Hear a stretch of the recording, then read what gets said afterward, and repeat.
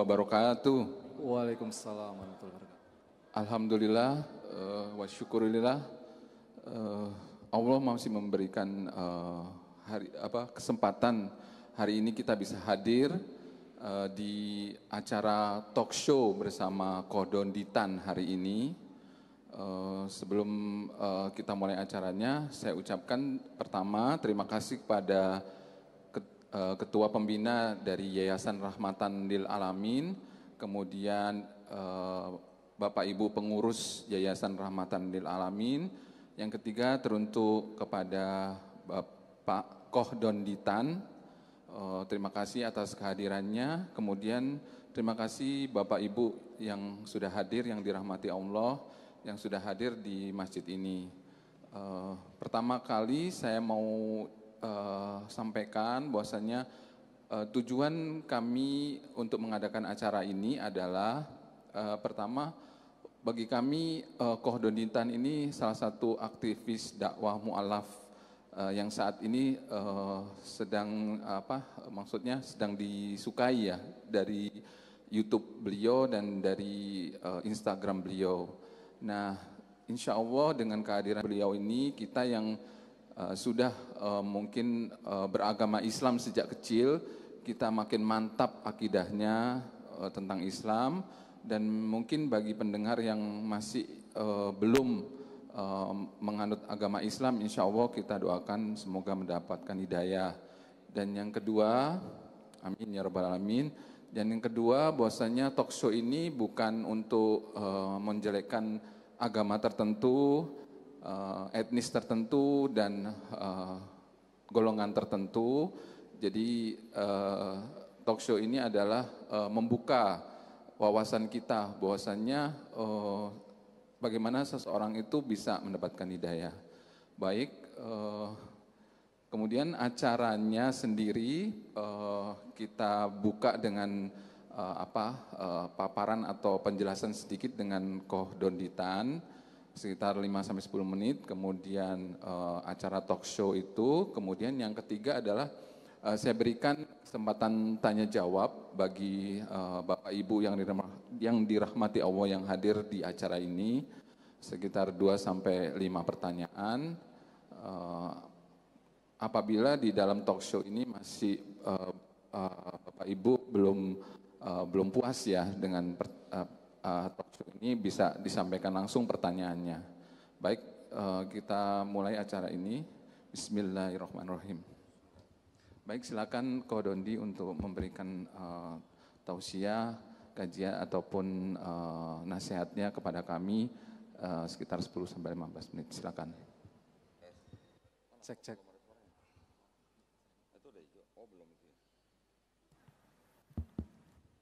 Silakan kok.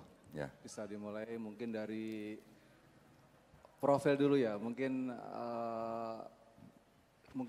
para jamaah juga pengen tahu kapan mulai hijrah, kapan mulai mu'alaf, dan kemudian nanti membahas tentang tantangan dakwah yang sesuai dengan tema siang ini. Silakan, tafadhol. Baik, bismillahirrahmanirrahim. Assalamualaikum warahmatullahi wabarakatuh.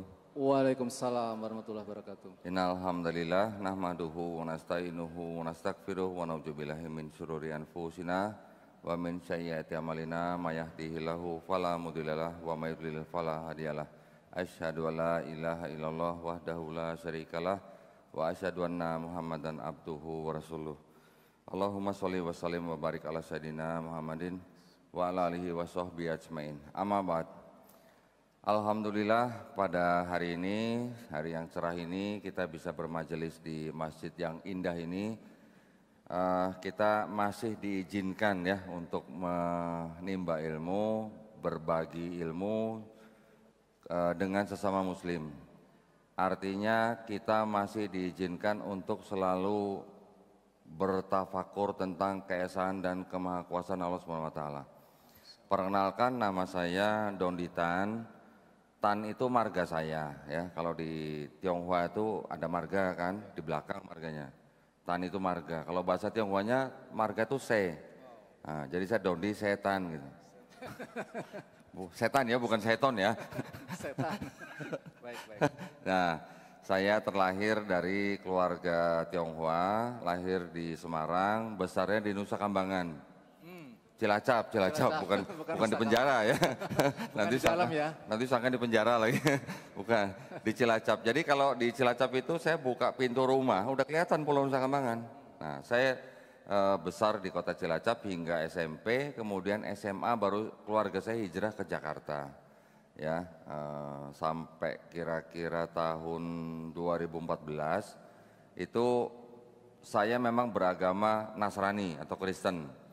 Kristennya Kristen yang suka protes, gitu. Kristen Protestan gitu katanya. Protes terus ya. Protes terus misalnya. Kita orang diprotes. Nah, saya dari kecil memang tumbuh besar di gereja. Ya, jadi mama saya dan nenek saya itu mereka adalah Kristen yang militan gitu. Wah, nggak pernah telat lah. Mestinya kalau umat Muslim itu kalau meniru militansi nenek saya itu boleh dicontoh itu ya. Jadi mau hujan geledek tetap harus ke gereja gitu. Kayaknya diwarisin cucunya gitu. Bisa jadi begitu ya. Karena saya dulu tumbuh besar di gereja, jadi saya juga aktif di gereja sampai istilah remaja sampai dewasa.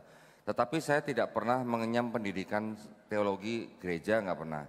Sekolah tinggi teologi untuk menjadi pendeta juga nggak pernah. Jadi saya bukan mantan pendeta ya, saya hanya mantan jemaat yang rajin bayar perpuluhan gitu. Tahu perpuluhan? Tahu. Oh tahu ya, kira-kira tahu. Nah jadi sampai 2007 tiba-tiba papa saya masuk Islam. Oh gitu? Iya, papa saya masuk Islam. Nah saya waktu itu mikir gimana ceritanya nih. Walaupun dulu mama saya Kristen, tapi papa saya tuh dulu Konghucu. Oh, okay. Jadi di rumah saya ada patung Kuan Kong. Tahu Kuan Kong? Iya. Ada yang tahu nggak patung Kuan Kong? Iya. Tuh ada yang tahu tuh. Tahu saya. Jangan-jangan di rumah masih ada tuh enggak ya? Patung Kuan Kong itu ya patung yang dianggap sebagai yang disembah gitu lah ya. Jadi dulu setiap hari saya bersihin itu patung Kuan Kong. Papa saya yang sembayang, saya yang bersihin, ganti minyak dan segala macam gitu lah. Biasanya ada sajian-sajian itu?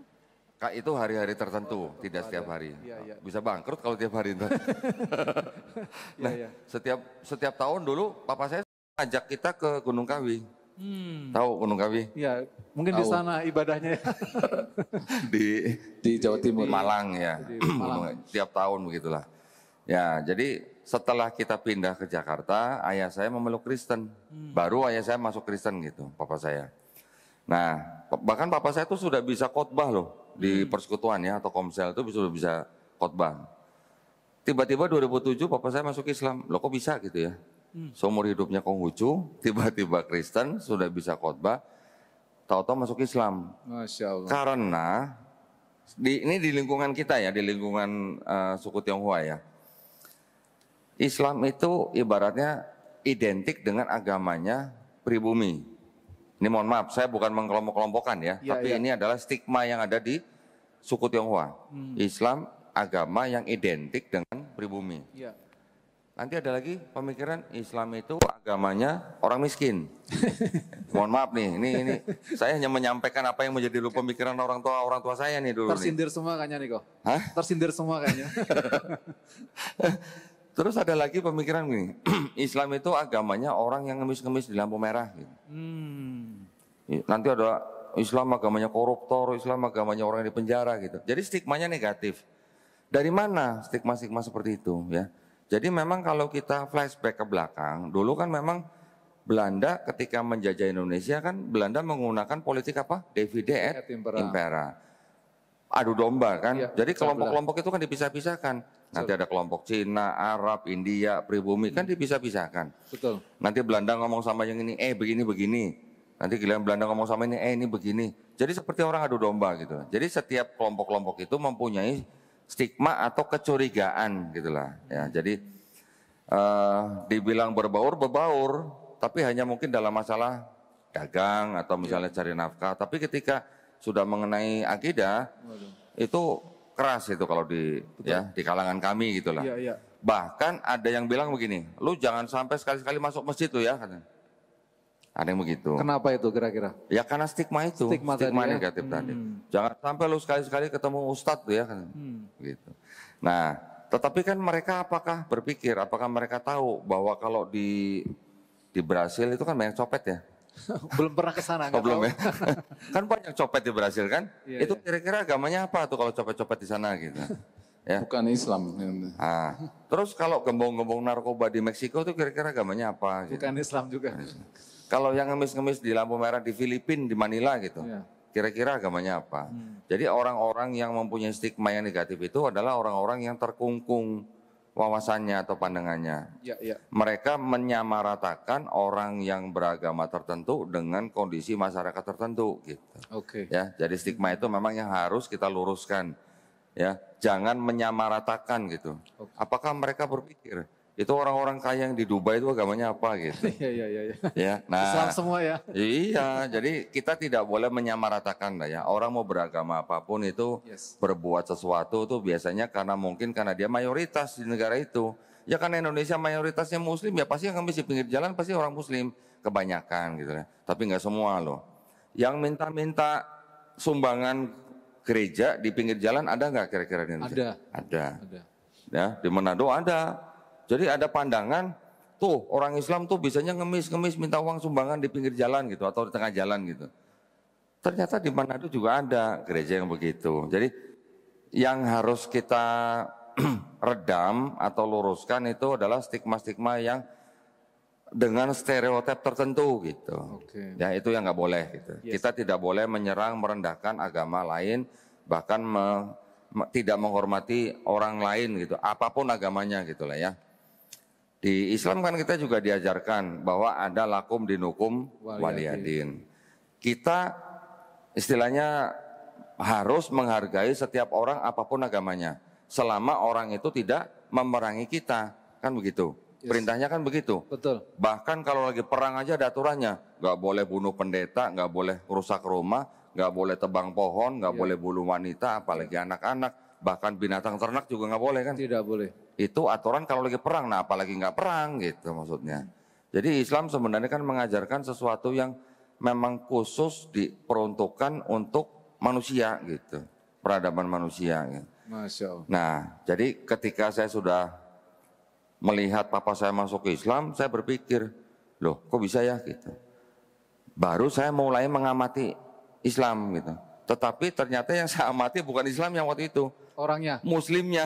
Orangnya muslimnya. Jadi yang saya amati muslimnya. Nah, jadi buat Bapak Ibu yang di sini nih, ini mohon maaf nih, Bapak Ibu di sini bisa ternyata menjadi objek pengamatan dari orang di luar Islam. Ya. Orang kalau mau masuk agama tertentu biasanya kan yang paling mudah mereka lihat kan orang-orangnya, pelakunya. Betul. Betul kan? Betul sekali. Jadi ketika kita berperilaku tidak sesuai dengan agama kita, jangan-jangan kita menghalangi orang untuk menjemput hidayah. Ya. Masya Allah. Walaupun orang yang mengamati sebuah ajaran tapi dari muslimnya itu tidak tepat, tidak pas. Betul. Tetapi kan kita ini perwakilan daripada ajaran itu. Kalau perwakilannya tidak menggambarkan ajaran yang sesungguhnya kan orang akan berpikir gimana? Nah itu ya.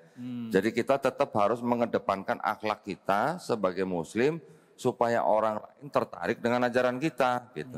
Jangan nunggu WTC diruntuhin, jangan nunggu Palestina atau Gaza sedang dibom gitu misalnya.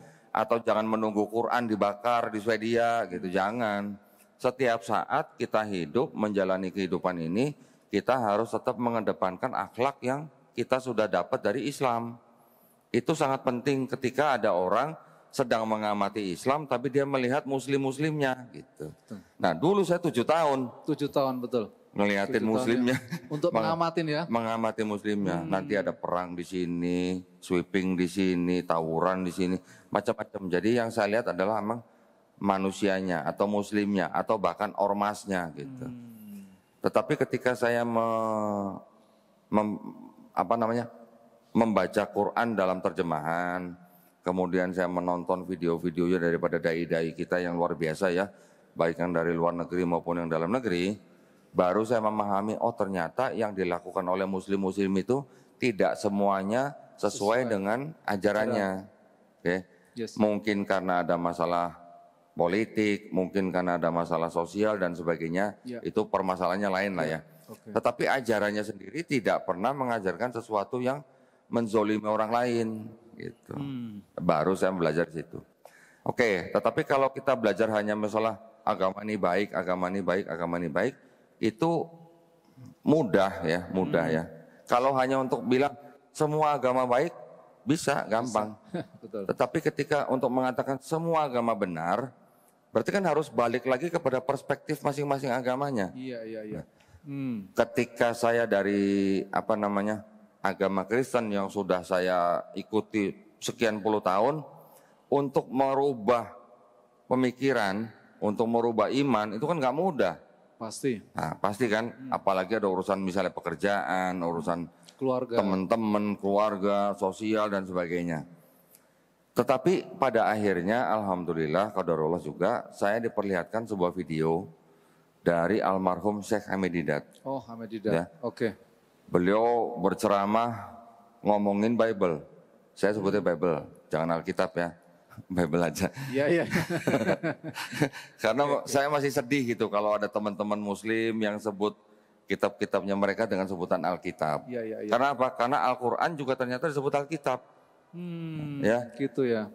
Masih ada teman-teman kita yang menyebut kitabnya mereka dengan sebutan Injil. Di Quran juga disebut Injil. Nah, apakah Injil ini disebut yang ini dimaksud oleh Quran? Nanti dulu gitu. Nanti lagi. Ya. Makanya akhirnya ketika saya menonton video-video almarhum Syekh Hamid Didat, saya tertantang gitu. Karena dia mengatakan bahwa di dalam Bible ternyata ada plagiarisme, ada kontradiksi, ada ayat-ayat sisipan, ayat tambahan, bahkan ayat pinjaman, ayat pinjem kan. Pinjem gak dibalik-balikin gitu. Masya Allah. Ya, nanti ada ayat yang tidak asli dan sebagainya. Saya jadi tertantang untuk mencari tahu, untuk membuktikan bahwa dia salah gitu. Langsung dibuka nih. Saya buka, kan saya punya Bible. Tapi kan Bible saya, Bible yang tidak ada catatan kakinya. Oke. Gitu. Akhirnya baru saya cari-cari, ketemu ternyata memang benar. Jadi di dalam Bible saya itu, waktu itu memang ada kontradiksi, ada plagiarisme, ada yang tidak otentik, macam-macam lah gitu ya. Dan saya mendapat buktinya ternyata bukan dari kalangan luar Kristen, tapi dari dalam Kristen sendiri. Gitu. Karena di dalam Kristen itu sendiri ternyata memang terbagi-bagi menjadi beberapa kelompok. Ada kelompok yang konservatif, ini harus begini, imani saja gitu pokoknya. Jalani saja gitu. Nanti ada kelompok ini yang dengan kitab-kitab mereka yang mereka susun terjemahkan, ini kelompok yang agak jujur gitu. Agak jujur. Jujurnya karena dia menerjemahkan dari manuskrip-manuskrip yang paling tua. Oke. Yang paling dekat dengan narasumber gitu. Bukan yang belakangan gitu ya. Karena kan itu kan sudah ya sekarang sudah 2000 tahun ya dari istilahnya dari Nabi Isa Al-Masih. Ya. Dalam jangka waktu ratusan tahun ini masih ada manuskrip-manuskrip yang lama Yang gitu. lama ada. Tetapi setelah beratus-ratus tahun ini udah ada perubahan-perubahan. Sampai abad ke-16 itu baru masih ada perubahan-perubahan. Nah, jadi ada dua kelompok yang menerjemahkan kitab atau Bible itu yang apa adanya, yang sudah terakhir, tapi juga apa adanya dari manuskrip yang kuno gitu. Di situ baru kelihatan bedanya. Oh, ini ada ayat begini, tapi di sini nggak ada gitu. Nah, nanti ada lagi orang menerjemahkan kitab, tapi dengan seperti di Quran kan ada terjemahan, ada asbabun nuzul kan. Yes. Nanti juga ada yang menambahkan dengan sedikit tafsir gitulah, ya kan? Nanti ada lagi kitab-kitab yang disebut dengan studi Bible. Ada ayatnya, ada catatan kakinya. Gitu. Catatan kakinya apa? Kita baca aja mau nggak? Mau nggak kita baca aja? Hah? Silakan. Boleh. Silakan, nggak apa-apa. Buat, Sebenarnya ada berapa contoh. kitab itu kok ya? Karena saya lihat di podcastnya Koden itu, nih ada puluhan kitab gitu. Puluhan kitab Bible maksudnya gitu. Kalau itu ceritanya nanti bisa, waduh, panjang lagi itu. 2 hari ya. Oke, baik kok. Kalau cerita versinya Bible nanti bisa ngobrolnya 2 hari, saya butuh airnya nanti bisa segalon. Oh, nggak apa-apa. Ada 3 galon kita siapkan kok. Tenang kalau itu. Nah, sebentar ya. Ini kitab yang mau ditunjukkan ini apa? 2 kitab atau 3? Lumayan ada berapa biji itu saya bawa. Oke, siap. Nah, saya hanya memperlihatkan. Ini namanya apa? Kitab suci Kitab suci Katolik. Ini apa? Tidak untuk diperdagangkan. Ini bapak-bapak harus percaya sama dia ya, ini kan hostnya nih ya. Jadi apa yang dia baca, apa yang dia lihat nih. Wallahi. Ini apa? Kitab suci Katolik Ya, dengan pengantar dan catatan lengkap. ya, tahun 2009 ya, dipersembahkan kepada Umat Katolik Indonesia. oleh Direktur Jenderal Bimbingan Masyarakat Katolik Departemen Agama Republik Indonesia. resmi nggak? Saya di rumah punya nih. Serius? Ibu saya masih Katolik. Masya Allah. Enggak, tapi yang ini atau yang ini? Nggak tahu pokoknya begini. Mirip aja. Kalau yang jemaat pegang yang ini. Oh iya. Nah, kalau ini untuk belajar, ini gitu. khusus untuk calon pastor. Tafsirnya gitu ya. Ada tafsirnya. Dulu kakak saya calon pastor kok. Calon pastor. Nah, Di Jogja. mungkin yang ini. Nah, mungkin yang ini. Betul. Coba aja dilihat kalau masih ada, boleh saya tawar, saya beli aja deh. Nanti saya tanya kakak saya dulu. Boleh. Nah, gini. Di seluruh kitab mereka itu kan gini ya. Kan kebanyakan kelompok Kristen yang paling besar itu adalah kelompok Kristen yang mempercayai dengan Trinitas, betul ya? Oke, ya betul. Trinitas itu kan akidahnya mereka, konsep ketuhanan mereka yang mengatakan bahwa Bapa itu Tuhan, Yesus Tuhan, Roh Kudus Tuhan, tapi bukan 3 Tuhan tapi 1 Tuhan gitu. Ya. Lanjut, Bapa itu Maha Kuasa, Putra Maha Kuasa, Roh Kudus Maha Kuasa, tapi bukan 3 Maha Kuasa tapi 1 Maha Kuasa. Paham nggak? Ya, pusing saya. Oh, kirain paham. Ya, jadi itu adalah akidahnya mereka. Kita tetap harus menghargai dan menghormati mereka ya. Di sini saya bercerita begini bukan untuk membenci mereka, bukan loh, bukan ya, sama sekali bukan. Tetapi yang saya ceritakan di sini adalah untuk memperkuat akidah kita dari upaya-upaya pemurtatan, gitu ya. Masih ada nggak upaya pemurtatan? Banyak. Oh masih. Banyak. Kalau masih berarti saya dakwah terus dong. Kalau sudah nggak ada saya stop, saya nggak dakwah lagi gitu. Ya, Tapi kalau masih ada, saya akan bongkar terus gitu, supaya umat Islam tahu isinya mereka gimana gitu ya, supaya kita tidak mudah dimurtadkan. Ya, sekarang kita baca dulu. Baik. Ini ada ayat nih nomor 7 nih, silakan nih. Jangan pakai Bismillah ya. Nomor 7 ya. Yang dari sebab ini. 1 Yohanes 5 ayat 7. Yang dari sebab ini. Ya, Saya sebab. baca ya. 1 Yohanes ayat 5 nomor 7 ya. Sebab ada 3 yang memberi kesaksian jadi di dalam surga. Ya. Bapa, Firman, dan Roh Kudus, dan ketiganya adalah 1. Ya, terus. Nomor 8 ya, 8. Sampai kata di bumi. Dan ada 3 yang memberi kesaksian di bumi. Oke. Nah, ini kitab yang khusus tadi untuk belajar kan. Ini kitabnya jemaat nih. Oke. Kalau jemaat ke gereja bawanya yang ini gitu ya. Sama nggak isinya dengan ini yang merah? Sama, ini juga Yohanes juga ya. Ya, 1 Yohanes 5, 7. 5 juga ya. Ini nomor 7 juga. Sebab ada 3 yang memberi kesaksian di dalam surga. Bapa, Firman, dan Roh Kudus. Dan ketiganya adalah 1. Dan ada 3 yang memberi kesaksian di bumi. Sama ya ayatnya. Sama. Ini ada, ini ada catatan kakinya nih. Ayat 7 sampai 8 di dalam sorga sampai di kata bumi, keterangannya apa? Oke. Catatan kakinya ayat 7 sampai 8 di dalam surga, di bumi, bagian ya. Ya. Bagian ayat ini tidak terdapat dalam naskah Yunani yang paling tua dan tidak pula dalam terjemahan-terjemahan kuno. Bahkan tidak dalam naskah-naskah yang paling baik dari Vulgata. Vulgata itu Bible yang berbahasa Latin di abad keempat. Itu yang sudah berapa abad itu? Abad keempat. Abad keempat, oke. Terus? Belum selesai. Oh belum selesai kiranya. Kira udah selesai. Terus? Bagian ini kiranya aslinya sebuah catatan yang di pinggir halaman. Salah satu naskah terjemahan Latin yang kemudian disisipkan ke dalam naskah-naskah oleh penyalin. Dan akhirnya bahkan disisipkan ke dalam beberapa naskah Yunani. Karenanya bagian ini pasti tidak asli. Jujur banget. Jujur kan? Jujur banget. Tidak asli apa? Ya nggak asli pokoknya. Pakai pasti lagi kan? Pasti lagi. Dan ini baru 1 ya. Nggak cuma 1. Pasti banyak ya. Banyak. Nah, tapi yang saya bacakan atau yang saya tunjukkan di sini kan adalah yang dianggap sebagai bukti bahwa di dalam kitab mereka ada ajaran Trinitas, gitu kan? Ternyata yang dianggap sebagai ajaran Trinitas di sini keterangannya pasti tidak asli. Tidak asli, pasti lagi. Nah, pakai pasti kan? Yang lain banyak, nanti ada ayat-ayat yang disisipkan banyak. Nah, jadi ketika saya mengetahui ada sebuah bukti seperti ini, saya akan bertanya dalam hati saya, bisakah sebuah kitab yang dianggap sebagai kitab suci memuat ayat yang pasti tidak asli? Gitu. Masya Allah. Gimana kalau punya Quran, di dalam Quran ada terjemahan, ada catatan kaki. Ya kita ragu lah. Ayat ini pasti tidak asli gitu. Iya. Berarti kalau yang percaya itu berarti kalau kita boleh bilang kan, nah, ya gitu. begitu. Ya, ada nggak di Quran begitu? Tidak ada. Nah, dibilang mujalik tidak ada ya. Tetapi kalau kitab ini bisa begini, kenapa? Karena memang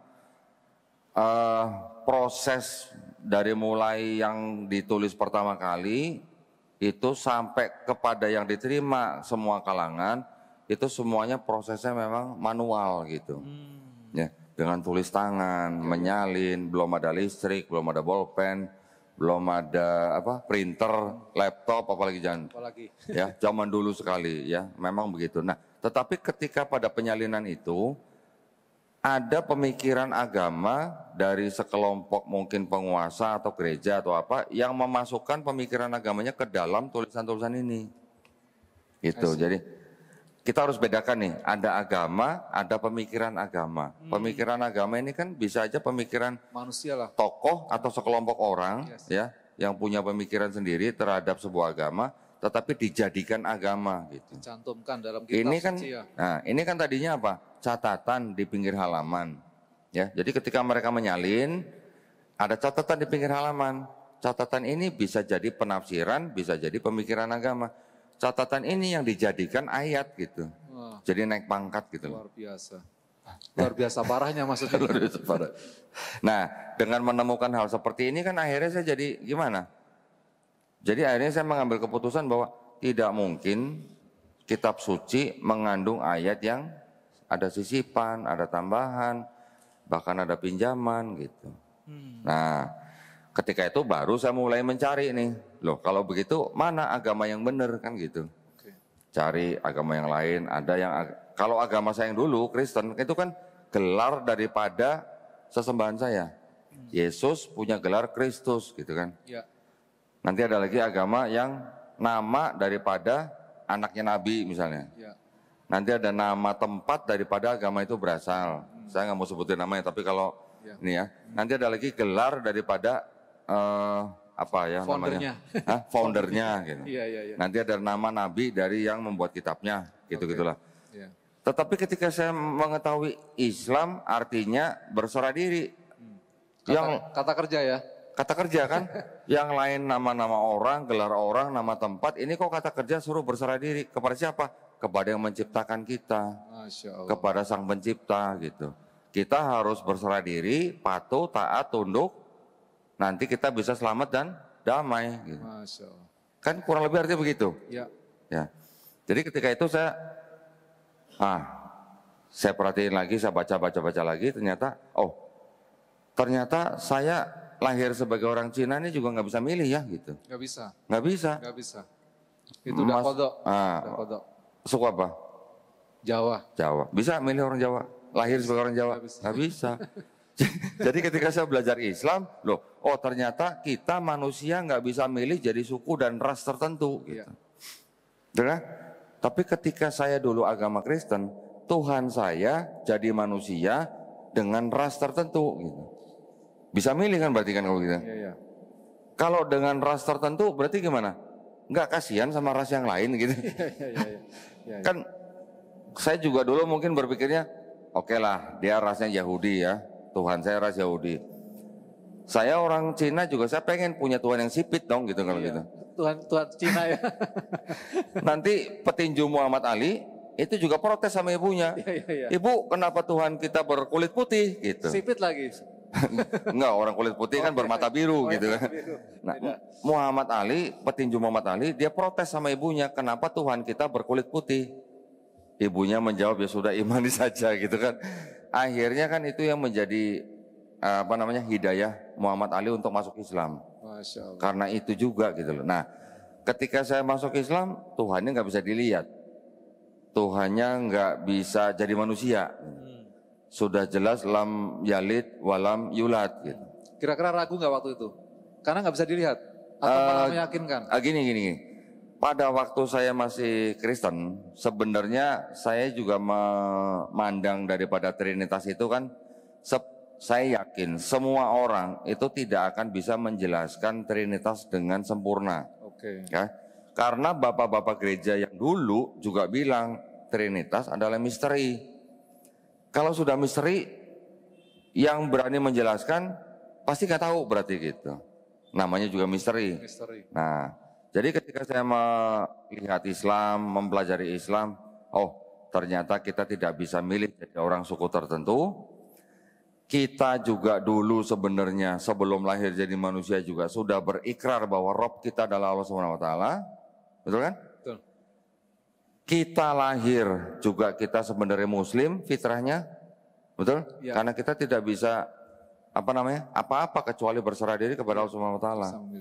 Jadi saya akhirnya sangat setuju dengan pernyataan bahwa ketika orang menerima Islam, mengenal Islam sampai akhirnya dia masuk Islam, sebenarnya dia tuh kembali ke fitrahnya, bukan pindah agama sebenarnya. Nah, kalau begitu kan saya berarti harus mulai berpikir, ini dari sekian banyak agama, berarti apakah ini semuanya agama yang diturunkan oleh pencipta kita gitu.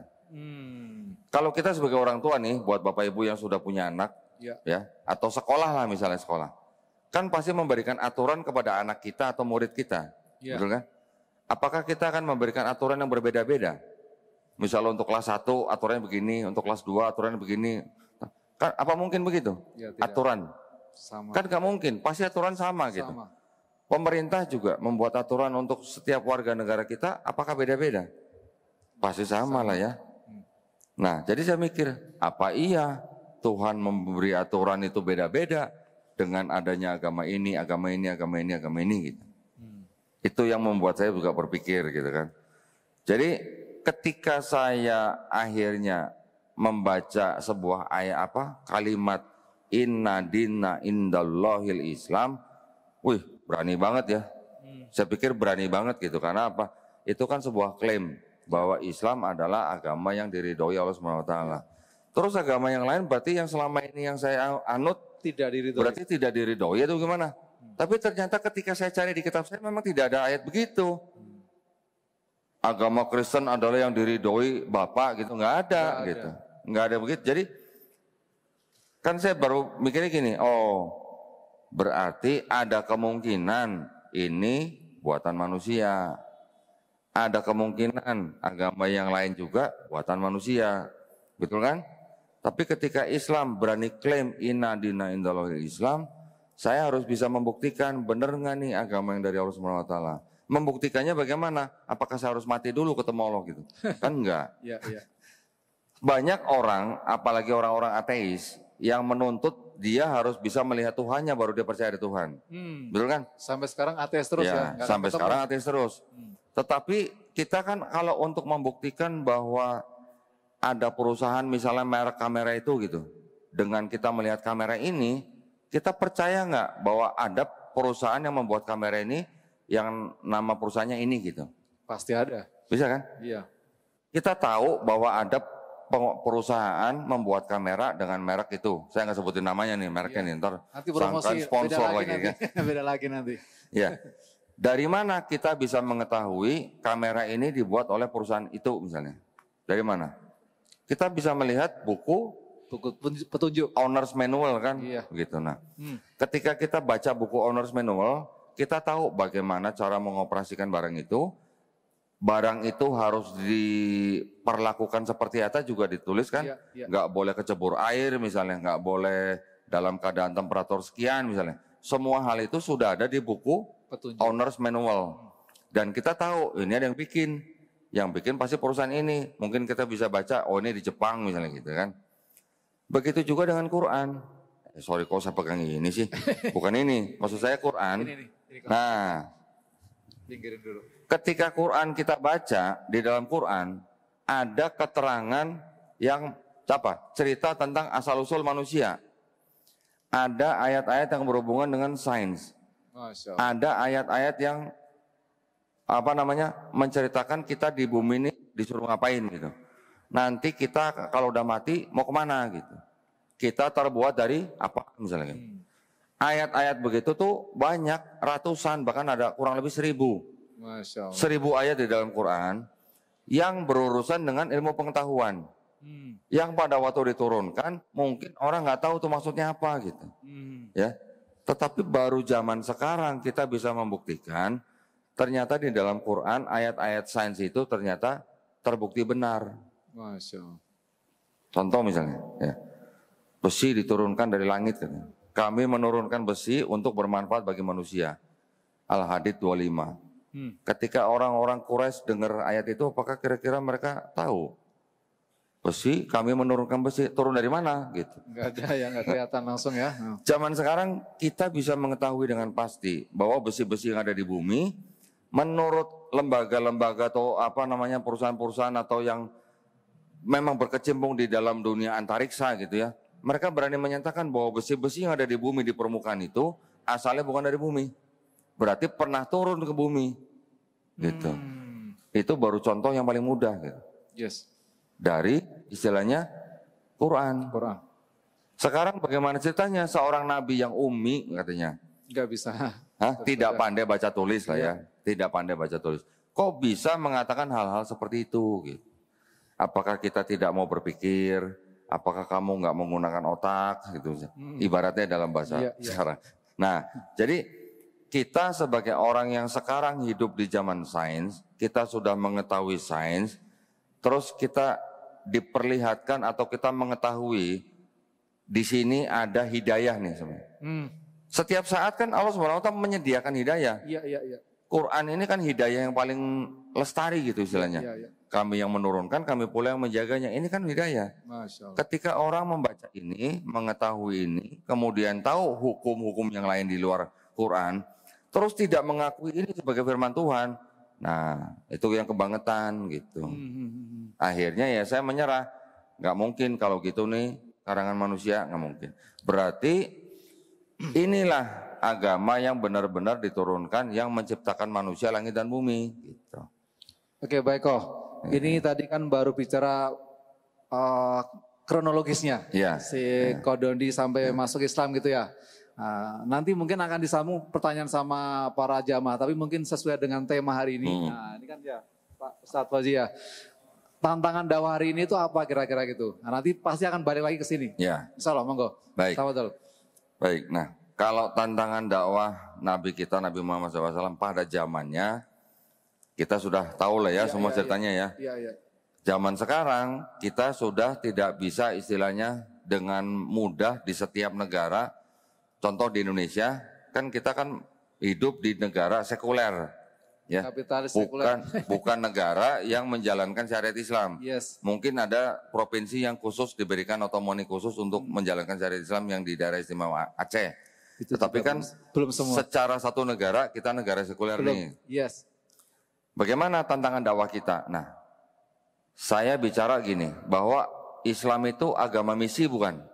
Agama misi, ya. Tetapi kita juga harus paham kenapa kita membicarakan kitab-kitab orang di sini, karena agama mereka juga agama misi. Ya. Pastinya. Kita tahu bahwa agama Kristen juga agama misi, kita Islam juga agama misi. Bedanya cuma apa? Kalau di Kristen mereka menggunakan ayat yang bunyinya begini. Karena itu pergilah, jadikanlah semua bangsa muridku. Baptislah mereka dalam nama Bapa dan Putra dan Roh Kudus. Kalau kita apa? Sampaikanlah walaupun hanya satu ayat. Tetapi di dalam Islam kan kita hanya menyampaikan la ikraha fiddin, tidak ada paksaan, gitu kan? Betul. Tapi kalau yang ini gimana? Jadikanlah semua bangsa muridku. Jadikanlah. Baptislah mereka dalam nama Bapa dan Putra dan Roh Kudus. Nah, kalau belum dibaptis kan belum kelar berarti kan urusannya. Nah, betul dua-duanya agama misi. Tetapi negara Republik Indonesia kan sudah memberikan aturan, ya, bagaimana mensiarkan agama kepada orang yang sudah beragama. Boleh nggak gitu? Ya, contoh kita sudah umat Islam. Boleh nggak mereka mensiarkan agama mereka kepada orang yang sudah beragama? Nggak boleh. Itu ada aturannya. Aturannya ada di keputusan bersama dua menteri, Menteri Dalam Negeri dan Menteri Agama, nomor 1 tahun 79. Dilarang mensiarkan agama kepada orang yang sudah beragama. Itu di Indonesia tuh ya. Itu yang masih sering dilanggar oleh teman-teman kita gitu. Makanya kita perlu memberitahukan kepada sesama muslim isinya mereka bagaimana, akidahnya mereka bagaimana, konsep ketuhanannya bagaimana, konsep peribadatannya bagaimana, yang kita bisa bandingkan sendiri dengan Islam gitu loh. Supaya kita paham berarti konsep kita, konsep ketuhanan kita, konsep keselamatan kita, dan dari kitab suci kita sendiri, ini sudah tidak bisa dibantah bahwa ini adalah asli atau murni firman Allah. Gitu. Masya Allah. Ya, tetapi kalau ini yang tadi saya tunjukkan, pasti tidak asli. Gitu kan. Nah, Pasti tidak ketika kita berdakwah kan bisa ke dalam dan bisa keluar. Dan juga kan tergantung medianya bagaimana. Tantangan saya buat berdakwah pada zaman sekarang adalah bagaimana kita bisa menyebarkan firman Allah Subhanahu wa taala ini sebagai kebenaran yang hakiki baik kepada umat Islam maupun kepada umat non-Islam tapi yang belum beragama. Gitu ya. Ya. Kita juga harus mengikuti peraturan pemerintah nih. Kita juga tidak boleh serta-merta door to door, ketok-ketok pintu orang yang belum muslim gitu. Ayo baca Quran yuk. Nanti dulu ini orang sudah beragama, nggak boleh begitu gitu. Yang mereka lakukan begitu, yang itu harus kita cegah gitu. Ya. Sekarang kita juga berdakwah juga bisa lewat apa saja. Sekarang banyak medsos, mau apa sebutlah, anggap aja apalah, mau TikTok, IG, YouTube dan sebagainya. Ya. Itu semua bisa menjadi sarana dakwah yang paling efektif karena jangkauannya sangat luas gitu. Ya. Saya bikin video di studio begitu ya, yang nonton bisa aja yang di Amerika yang nonton gitu. Betul, kan. Ya. Tidak terbatas tempat gitu. Yes. Tapi kalau kita di lapangan gitu kan terbatas. Di sini juga terbatas. Di sini juga terbatas. Tapi kan ada streamingnya. Tapi kan direkam nih.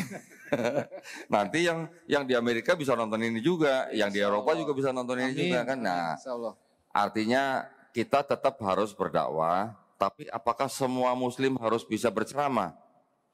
Nanti dulu lah. Saya juga dulu saya paling takut sebenarnya kalau berceramah begini. Tapi karena saya merasa ada yang perlu saya sampaikan, karena kebetulan mungkin saya yang punya kitabnya, ya mau nggak mau saya memberanikan diri. Ya. Tapi gini, tantangannya kan begini. Ketika kita menyampaikan sesuatu ini, tidak boleh kita menyampaikan hanya dengan asumsi. Ya. Sepakat. Kalau tidak punya kitabnya, jangan ngomong Bible palsu, Pak, jangan. Tapi kalau saya punya ini, ada buktinya. Bisa dibaca, ya, bisa dilihat. Saya cuma membacakan, pasti tidak asli. Kalau saya kan tadi cuma nanya, tidak asli itu apa gitu. Nanti ada orang bilang palsu, nah kan dia yang ngomong bukan saya. Saya cuma membacakan tidak asli gitu aja. Nah, bukan berarti kita terus memusuhi orang yang percaya dengan ini, enggak loh ya. Jangan memusuhi gitu. Kalau mereka tidak memerangi kita, kita juga tidak boleh memerangi. Tidak boleh. Jadi kita harus bijak dan kita di dalam zaman sekarang kita berdakwah. Ini yang penting nih. Di dalam Quran juga sudah ada rambu-rambunya. Bagaimana kita berdakwah dan bagaimana kita berinteraksi dengan orang-orang yang selain Islam. Allah Subhanahu wa taala sendiri memerintahkan kepada kita supaya kita tidak boleh memaki-maki atau menghina sesembahan orang lain. Tidak boleh. Betul kan? Kenapa? Karena kalau kita mencaci maki, nanti mereka akan mencaci maki Allah Subhanahu wa taala tanpa pengetahuan. Ya. Gitu kan? Jadi kita juga tidak boleh menghina agama orang lain, kita juga tidak boleh menghina pribadi orang lain. Ya. Nah, kalau buat saya sendiri, karena saya memang sudah mempelajari apa yang sudah saya punya ini, bahan-bahannya, jadi saya menggunakan metode dakwah dengan mengajak orang berdialog. Oke. Ya, berdialog atau kata lainnya berdebat lah gitu. Ya. Debat aja lah yang lebih jelas. Di dalam Islam boleh nggak berdebat? Tidak boleh. Tidak boleh. Tidak boleh. Tidak boleh. Ya. Masa? Diskusi boleh. Kalimatnya diskusi mungkin. Ada di Al-Ankabut. Ya. Janganlah kamu berdebat dengan ahlul kitab. Apa? Ada kecualinya. Ada kecualinya. Kecuali dengan cara apa? Yang paling baik. Dengan yang ma'ruf. Nah, cara yang paling baik ini bagaimana? Yaitu tadi, kita tidak boleh mencaci agama orang lain. Kita tidak boleh mencaci sesembahan orang lain. Ya. Kita juga bicara juga harus ada dalil. Gitu, atau ada bukti. Nah, itu yang kami lakukan di dalam zaman sekarang ini. Oke. Kami melakukan yang namanya gausal fikri atau perang pemikiran. Yes. Ya. Pemahaman ya. Perang fisik sudah nggak zaman lah ya di Nggak di Indonesia kan kita juga udah negara yang merdeka, yang damai gitu istilahnya. Tapi kita juga kan diperintahkan untuk memerangi kekufuran. Harus. Ya kan? Memerangi kekufuran itu kan bisa bermacam-macam cara. Salah satunya adalah dengan perang pemikiran. Tujuannya apa? Supaya umat Islamnya akidahnya makin kuat Yes. dan terhindar atau istilahnya tidak mudah untuk dimurtadkan. Tetapi contoh begini, misalnya di keluarga kita, keluarga Muslim, ada anggota keluarga yang dia mempelajari agama lain, kemudian dia masuk agama lain, boleh nggak? Kita bisa melarang nggak? Tidak bisa melarang. Tidak bisa. Karena negara Republik Indonesia menjamin hak kepada setiap warga negara untuk apa? Memilih dan menjalankan agama dan kepercayaan masing-masing. Ya, saya juga sering mendapatkan tamu dari keluarga Islam yang anaknya mau murtad, bahkan ada yang sudah murtad. Saya juga ngomong yang sama, Bu, nanti dulu ya. Kalau kita mau menasehati anak, memberitahukan tentang Quran atau Islam, itu boleh-boleh saja. Wajib. Tetapi kita tidak boleh melarang anak kita untuk memeluk agama lain selain Islam. Lagian di Islam kan juga la ikraha fiddin. Negara juga memberikan jaminan yang penuh gitu. Jadi saya juga mengatakan kepada orang-orang yang mau masuk Islam, tapi mereka mungkin masih takut dengan keluarga dan sebagainya, saya juga berikan itu. Ada di dalam Undang-Undang Dasar 1945, pasal 29 ayat 2. Orang tua juga tidak bisa melarang anaknya untuk memilih agama tertentu gitu. Yang bisa kita lakukan adalah kita memberitakan membuktikan kebenaran daripada Al-Qur'an. Itu aja sih. Baik. Nah, ya, kira-kira gitu. Baik. Mudah-mudahan ini sih memang tantangan ya. Ini tidak mudah. Saya juga mendapatkan belum semua bisa menerima hal seperti ini. Baik. Ya. Tapi mudah-mudahan insya Allah nanti bisa lebih luas lagi. Gitu. Insya Allah, amin. Baik, Masya Allah. Koh Dondi sudah memberikan tadi kronologi beliau memilih Islam dan juga tadi bagaimana menjelaskan tantangan dakwah hari ini ya, Koh ya.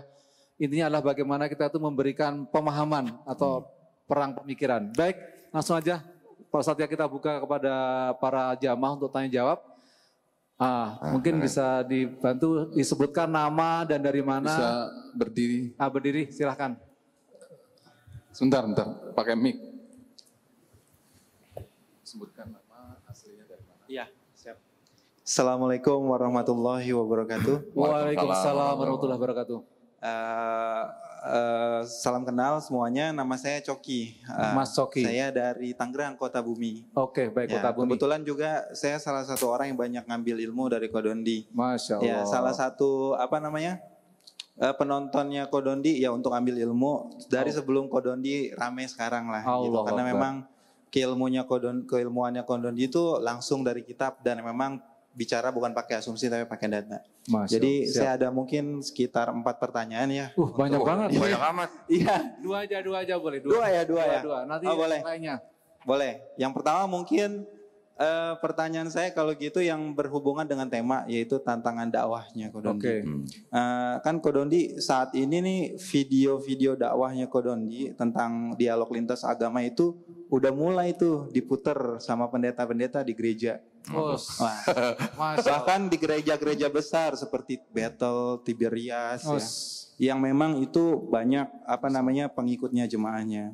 Nah, jemaahnya itu kan berarti kan asumsi saya kalau video Kodondi diputar berarti kan ada pergolakan di jemaahnya. Ini benar nggak sih yang diomongin Kodondi gitu dan lain-lain. Akhirnya mereka kan bertanya kepada pendetanya dan pendetanya berupaya untuk memberikan klarifikasi seperti itu. Nah, tapi kan menurut saya apa yang saya lihat sih klarifikasinya itu semuanya pada ngaco sih. Tapi yang pengen saya tanya berhubungan dengan tantangannya kepada Kodondi pernah nggak menerima ancaman dari pihak-pihak gereja gitu yang untuk menghalangi dakwahnya Kodondi atau enggak? Minimal biasanya kalau pendakwah yang di lintas agama itu kamu diam, nggak usah berdakwah lagi, saya kasih uang. Pernah nggak Kodondi dapat kayak gitu, tawaran seperti itu, dan apa yang Kodondi lakukan kalau misalkan memang pernah menerima penawaran tersebut. Oke, Itu pertama ya. Yang pertama, oke yang kedua. Nah, Oh, yang kedua, pakai catatan ini. Di rumah hanya di bawah ini pertanyaan. minjem handphone. Masya Allah. Saya lupa, udah Namanya saya Kodoni, jamaah ini apa? Fan berat. Nanya aja nyontek. lupa ayatnya. Sebentar. Ya silakan Mas Sogi. Yang kedua berhubungan dengan keilmuan yang ada di dalam Alkitab. Jadi kemarin Coki juga secara rutin kan memperdalam ilmu ya gitu.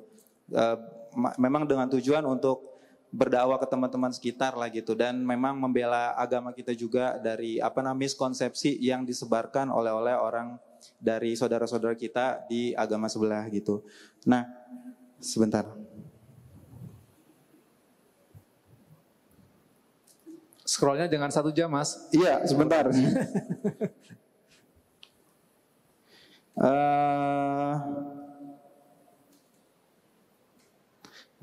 Coki nemuin sebuah ayat di Yeremia.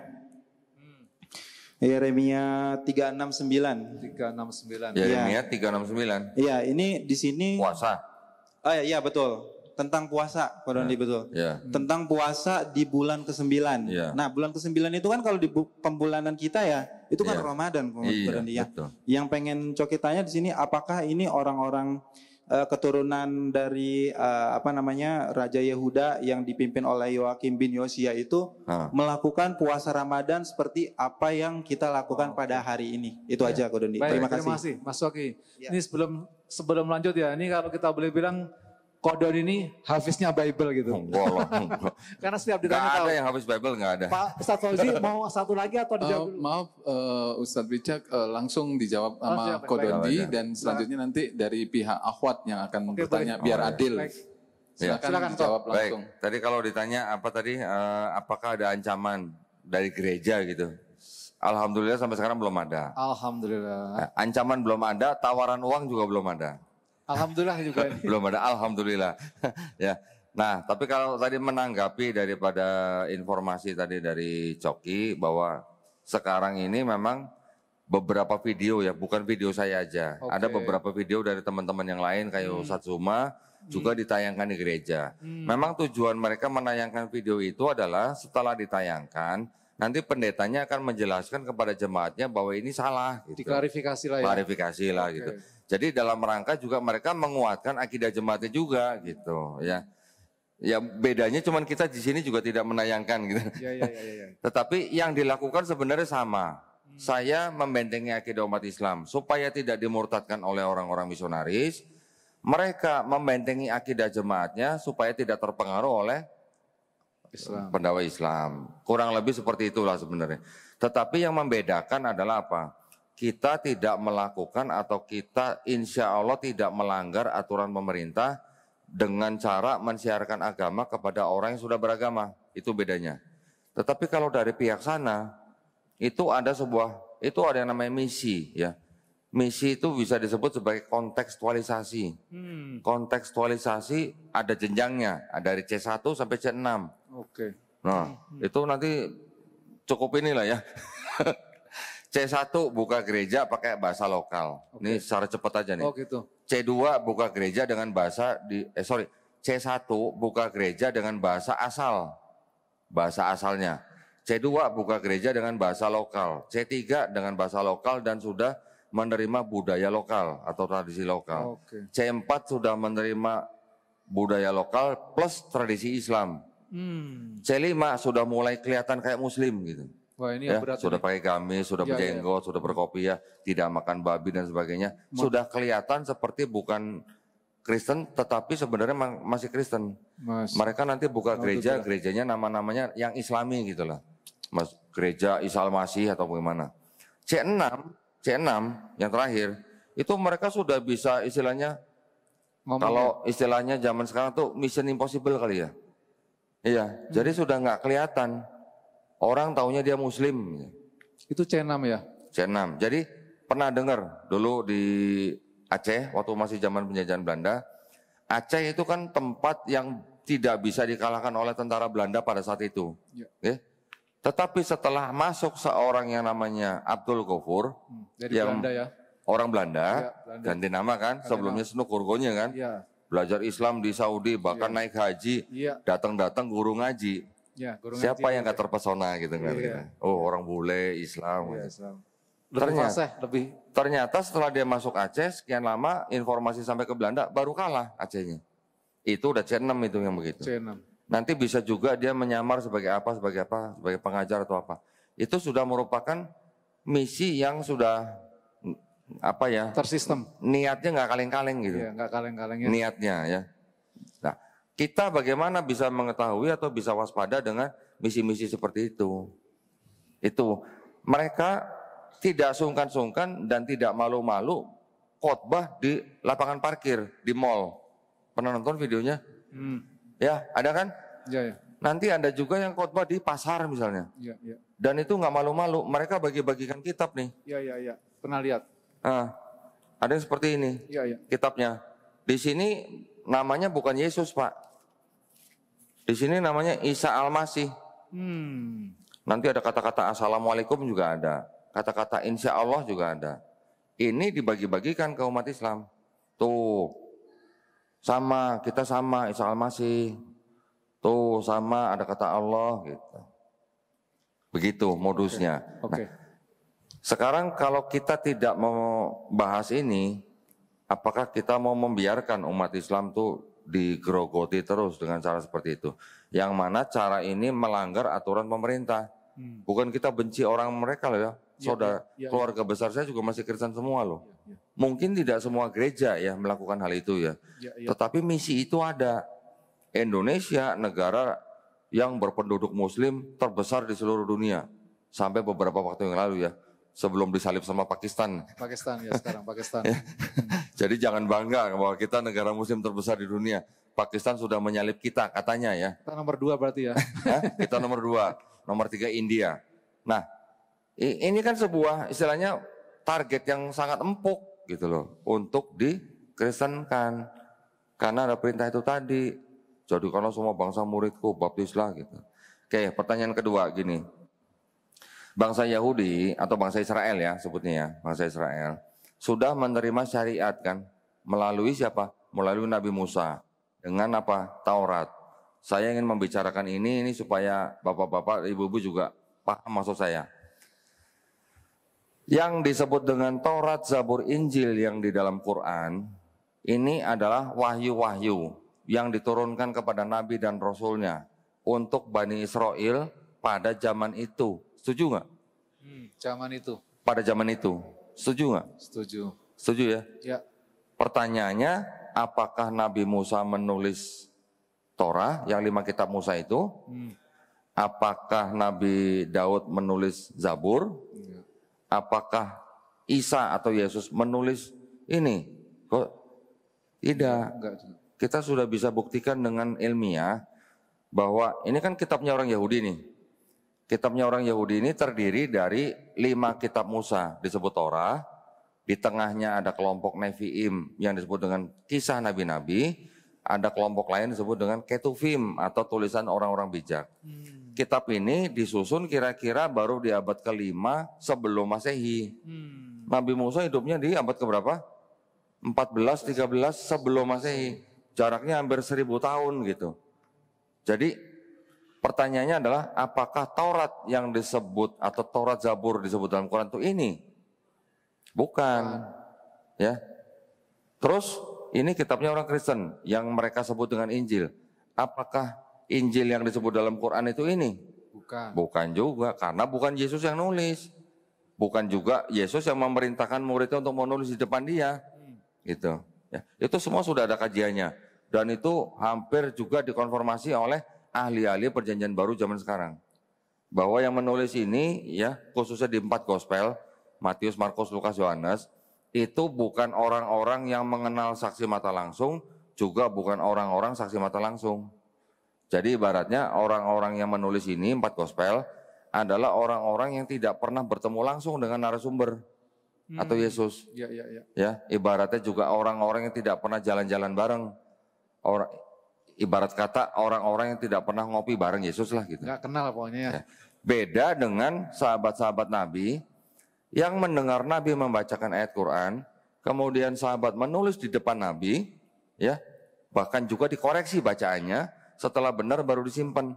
Baru ketika Nabi Muhammad SAW wafat, baru catatan-catatan itu dikodifikasi, ya, bukan dikanonisasi. Kalau ini dikanonisasi, tapi kalau Quran namanya dikodifikasi. Jadi dari catatan-catatan itu dibaca sesuai bacaannya dengan tim yang sudah dibentuk, baru masuk ke dalam Quran. Gitu. Bedanya di situ. Nah, sekarang kalau misalnya kita sudah mengetahui bahwa Taurat, Zabur, Injil yang dimaksud dalam Quran itu bukan Bible-nya orang Yahudi dan juga bukan Bible-nya orang Kristen, gimana? Kita bisa buktikan gitu bahwa ini bukan Musa yang nulis, bukan Yesus yang nulis, bukan Daud yang nulis. Bagaimana berarti?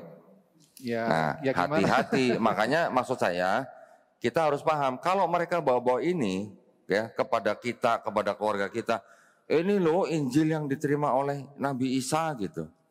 Gimana? Jangan buru-buru percaya gitu maksud saya.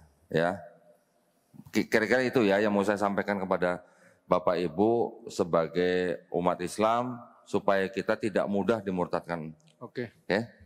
Tadi udah menjawab yang nomor 2 ya. Sudah ya. Yang tentang puasa ya. Yang syariat-syariat itu kan diturunkan sesuai dengan syariat-syariat pada saat itu. Semua syariat-syariat itu kan yang dikatakan di dalam Quran disempurnakan dengan syariat yang diturunkan melalui Quran dan Sunnah Nabi Muhammad SAW. Jadi orang Yahudi zaman dulu juga memang sudah ada yang namanya wudhu ada, sholat ada, puasa ada, macam-macam. Bahkan yang perempuan juga berkerudung. Kita bisa lihat lah, sampai sekarang juga masih ada kan begitu kan? Iya, kalau yang sudah mulai meninggalkan itu berarti mereka adalah kelompok-kelompok yang sudah pembaharuan gitulah. Di Islam ada nggak begitu? Nggak ada. Ada juga. Ada juga. Ya, jadi ya kalau ditanya begitu, ya mereka melakukan apa yang sudah disyariatkan, tetapi syariat-syariat itu disempurnakan di Islam. Gitu ya. Cukup ya, Mas Soki sudah paham ya. Baik, ke penanya kedua dari Ahwat mungkin ibu-ibu silakan. Baik, ibu-ibu yang dirahmati Allah, silakan kalau mau bertanya. Ada yang mau tanya ibu-ibu? 1-2 orang silakan. Angkat tangan. Oh ada itu di belakang. Silakan. Bisa dibantu tim Ahwat ya.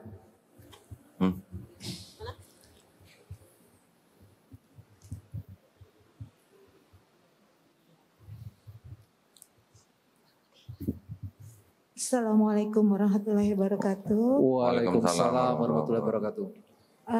Saya mau bertanya Ustadz, ada di salah satu aplikasi itu ada dialog-dialog itu, apakah itu Ustadz, saya sebut aja apa gimana ya aplikasinya, yang di TikTok itu ada debat-debat entah apa itu lintas agama atau bukan ya Ustadz. Jadi di situ ada semacam ya ada yang masuk ke room itu ada Muslim, ada juga Kristen gitu. Jadi situ berdebat. Nah ini yang debat ini maksudnya tujuannya apa gitu? Apakah nanti takutnya kalau orang-orang yang maaf ya pemahaman ininya masih kurang, takutnya jadi nanti dia jadi gimana ya sama Al-Quran gitu. Nah ini ada di aplikasi itu. Bahkan hostnya kadang-kadang saya lihat ada seorang perempuan tapi dia memakai jilbab. Cuman dia pernah pernyataannya gini, saya Muslim. Saya sempat tanya di room itu yang hostnya ini Muslimah atau bukan? Ada yang jawab Muslimah. Tapi dia statementnya gini, saya Muslim, tapi saya ini Yesus katanya gitu. Saya nggak paham nih seperti ini. Apakah kau tahu ini debat seperti ini dan apakah ini diperkenankan atau tidak perdebatan seperti ini? Itu saja. Assalamualaikum warahmatullahi wabarakatuh. Waalaikumsalam warahmatullahi wabarakatuh. Langsung aja kok. Itu memang banyak terjadi, sekarang sedang terjadi. Karena memang ada aplikasi yang memungkinkan hal-hal seperti itu ya. Dulu sebelum ada TikTok orang berdebat di Zoom. Sebelum ada Zoom orang berdebat di WhatsApp gitu misalnya. Sekarang sudah ada TikTok, orang sudah bisa buka komal, orang setiap pendengarnya atau penontonnya bisa dinaikkan, mereka bisa langsung berdebat di situ. Tetapi kan masih ada keterbatasan juga di situ. Orang tidak bisa dengan mudah untuk membuktikan sesuatu dengan dokumen atau literasi atau referensi gitu. Nah, sebenarnya kalau buat kami itu tetap menjadi sarana dakwah. sarana dakwah artinya yang mencegah atau yang membantah atau yang menyanggah fitnahan-fitnahan atau tuduhan-tuduhan dari orang-orang di luar Islam. Karena banyak sekali Islam difitnah itu banyak gitu ya. Tapi kalau di saya, terutama di yayasan yang saya gabung, kami tidak ke arah debat online. Kami arahnya debat yang tatap muka gitu. Jadi kelihatan ada orangnya gitu, bukan debat sama foto gitu kalau kita. Kita debatnya sama orang yang real dan kita maunya debat dengan pemuka agamanya, bukan dengan sembarangan orang gitu. Kita debatnya langsung harus dengan pendeta yang punya jemaat gitu. Dan kita maunya buka-bukaan begini, ada barangnya gitu. Bukan cuma asumsi, karena kita tidak boleh asumsi ya. Jadi saya juga memberi pesan kepada teman-teman, yuk kita berdakwah di zaman sekarang ini melalui apa saja, baik itu media sosial, tapi kita tetap harus menjaga batasan-batasan gitu ya. Yang seperti tadi bilang, kita tidak boleh mencaci maki sesembahan orang lain, kita juga tidak boleh menghina agama orang lain, kita juga tidak boleh mencaci maki pribadi orang lain. Supaya apa? Supaya kita menunjukkan akhlak daripada Islam yang baik. Kalau tadi yang mengatakan bahwa ada nanti perempuan jadi host menggunakan kerudung, tapi ternyata dia percaya dengan Yesus, di dalam kitab mereka itu ada namanya gini, trik gitu ya. Supaya apa? Supaya cerdik seperti ular, tulus seperti merpati. Itu ada triknya begitu. Jadi kita yang umat Islam mungkin juga tidak dengan mudah mengetahui istilahnya identifikasi dan motivasi mereka. Nah, itu yang makanya kita harus berhati-hati. Buat umat Islam yang memang ilmu agamanya masih pas-pasan, saya sarankan jangan masuk ke dalam media-media sosial seperti itu. Terutama buat remaja-remaja ya. Lebih baik fokus belajar Quran, fokus hafalin Quran, banyak ikuti kajian-kajian Islam. Yang masih pas-pasan ilmu Islamnya jangan masuk ke dalam room-room seperti itu ya. Barakallahu fikum. Silakan. Baik, terima kasih. Itu mungkin jadi bagian dari tantangan dakwah juga, iya. Dengan aplikasi ya, teknologi. Betul. Lanjut ya, Pak Ustadz. Oh, masih di sana. Mungkin mic-nya bisa dibantu ibu-ibu. Ada lagi tadi yang mau tanya dari... Masih ada lagi yang mau bertanya ibu-ibu. Oh ya boleh, langsung aja. Dari ibu-ibu dulu. Silakan ibu. Bah? Iya. Siapa? Silakan ibu.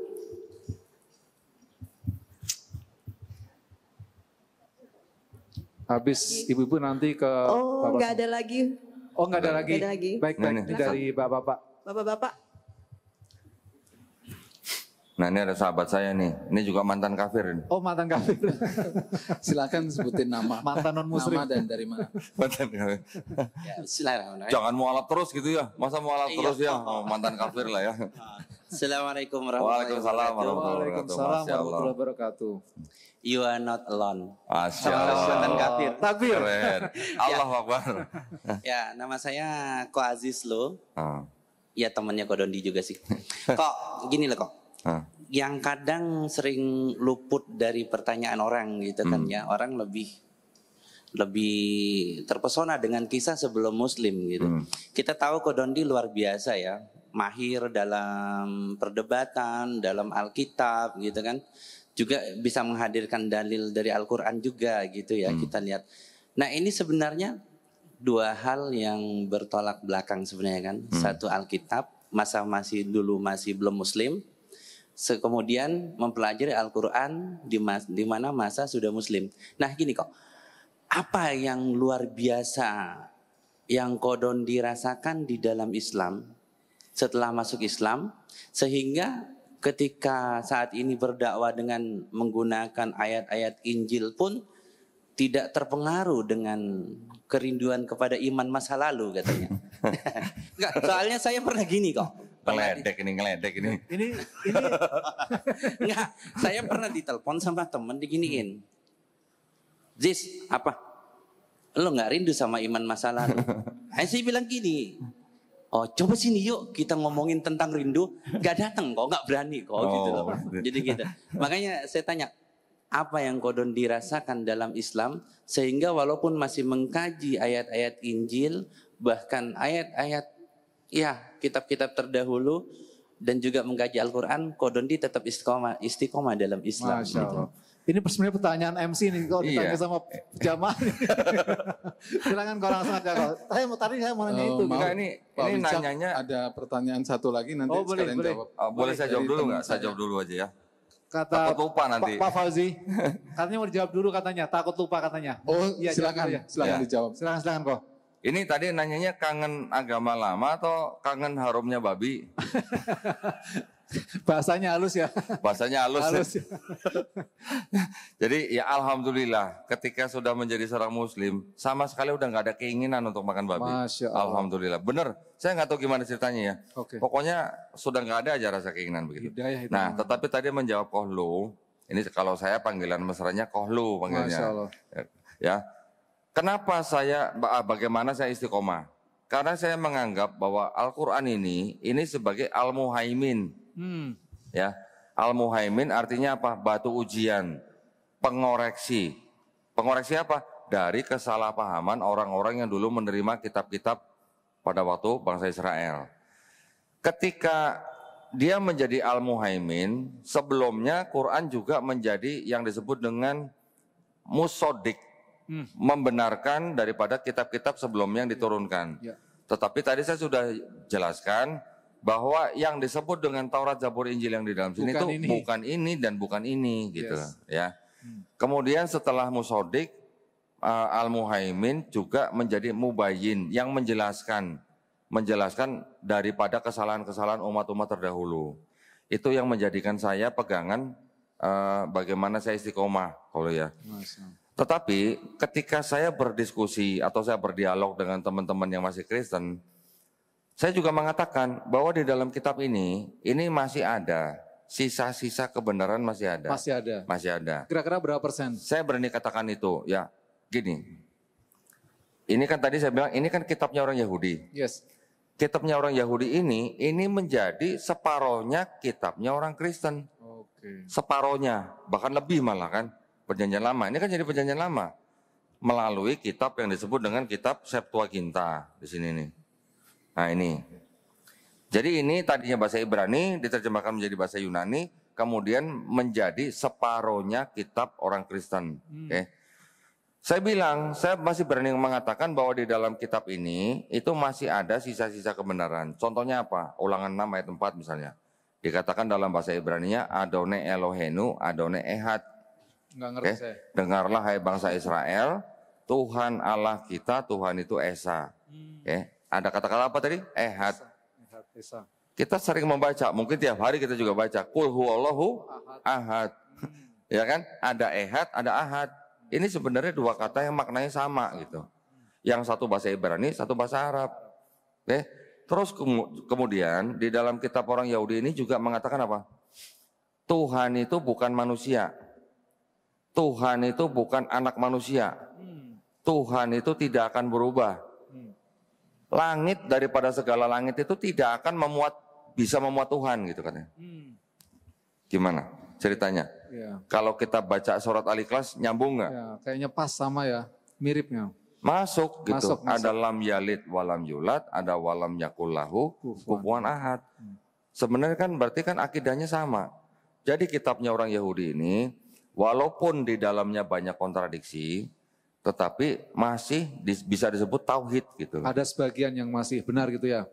Enggak, kalau yang gini. Kalau yang kitabnya orang Yahudi itu murni tauhid. Murni tauhid. Murni monoteis. Tetapi ketika masuk ke dalam agama kitabnya orang Kristen, ini boleh dikatakan sebenarnya mengadopsi paganismenya Romawi dan Helenismenya Yunani. Wow, berani-beraninya ngomong begitu. Ada buktinya nggak gitu? Ada. Keluarin lah. Keluarin kok, tenang aja tak. Ini Bible ini. Ini Bible nih, ya. Di sini disebutkan apa nih?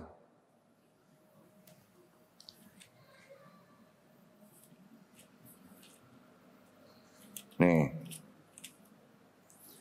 Ada sebuah ayat yang dikatakan apa? In the beginning was the word, and the word was with God, and the word was God. Pada mulanya adalah firman, dan firman itu bersama-sama dengan Allah, dan firman itu adalah Allah. Di sini apa tulisannya? Bisa baca? Kecil banget. Waduh. Baca aja kok, kecil banget. Saya nggak pakai kacamata. Ini adalah adopsi Hellenistik filosofi. Hellenistik tahu ya, Hellenistik ya. Iya.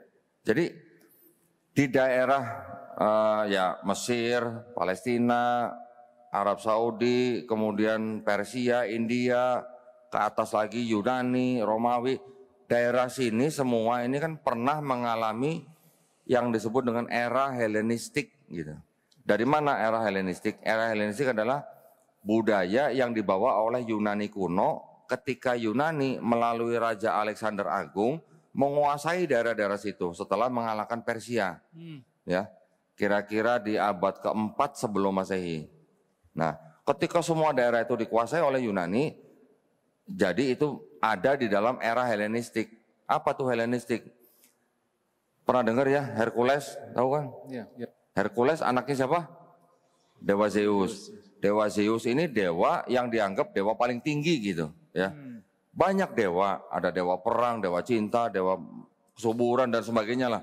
Jadi kalau orang-orang pagan itu kan memang mereka melihatnya gini, dari alam semesta itu nanti ada matahari dewa ini, langit dewa ini, awan dewa ini, laut dewa ini, bumi dewa ini. Semua ada dewanya. Zeus dianggap sebagai dewa yang paling tinggi. Tapi Zeus ini adalah dewa yang istilahnya selamitan gitu. Lihat perempuan cantik dihamilin punya anak Hercules misalnya. Nanti lihat perempuan cantik lagi dihamilin punya anak Perseus. Melihat Dewi ini cantik dihamilin punya anak Helen gitu. Jadi sistem kepercayaan itu yang disebut dengan sistem Helenistik. Ya, sekarang Hercules, bapaknya dewa paling tinggi, ibunya manusia.